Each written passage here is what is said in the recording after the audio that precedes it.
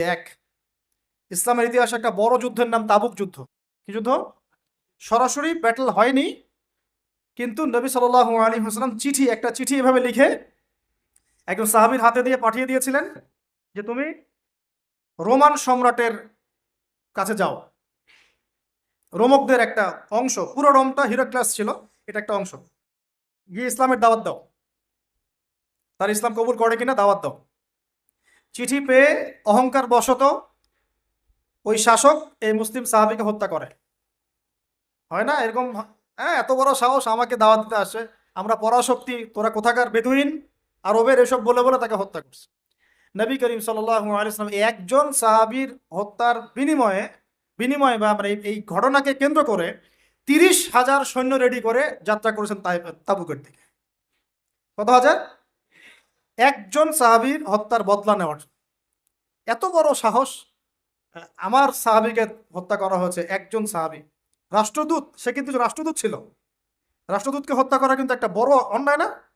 বড় অন্যায়। আল্লাহ নবী ফোর্স নিয়ে 30,000 সৈন্য নিয়ে গিয়েছেন, একদম কাঠ ফাটা রোদ, 3 মাস 4 মাস পায়ে হেঁটে গিয়েছে। ওই সময় তো সূরা তওবার আয়াত নাজিল হয়েছে, অনেকে যায় নাই, আয়াতুন নিফাক গুলো নাজিল হয়েছে, মনে নেই আপনাদের? এই যুদ্ধেই তো আবু বকর রাদিয়াল্লাহু আনহু বলেছিলেন যে আমি আমার বাসায় আল্লাহ এবং তার রাসূলকে রেখে সব দিয়ে দিলাম। ওমর রাদিয়াল্লাহু আনহু বলেছিলেন আমি আমার বাসায় অর্ধেক সম্পত্তি রেখেছি, বাকি অর্ধেক দিয়ে দিলাম। উসমান রাদিয়াল্লাহু আনহু এই যুদ্ধে এই 30,000 সেনাবাহিনীর 10,000-এর দায়িত্ব নিয়েছিলেন। এই 10,000 সেনাবাহিনী 3 মাস খাবে দাবে কি পড়বে সব দায়িত্ব তার। কত বড় দানবীর চিন্তা করেন। আমি একটা এক্সাম্পল দিলাম।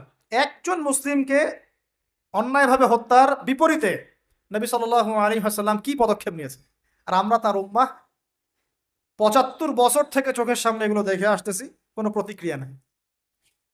আমাদের প্রতিক্রিয়া এতটুকুই, আমরা এর তীব্র নিন্দা জানাই। এটাই আমাদের প্রতিক্রিয়া, আমরা এই ঘটনার তীব্র নিন্দা জানাই।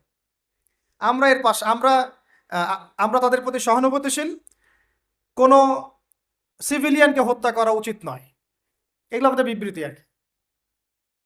কেউ কিছু বলতে পারে না। মিডিয়া কার হাতে? মিডিয়াগুলা ওদের হাতে। ব্যাংকিং সিস্টেম কার হাতে? ওদের হাতে। পলিটিক্যাল অ্যাফেয়ার্স গুলো কার হাতে? ওদের হাতে। অস্ত্র শস্ত্র, বড় বড় অস্ত্রগুলো কার হাতে?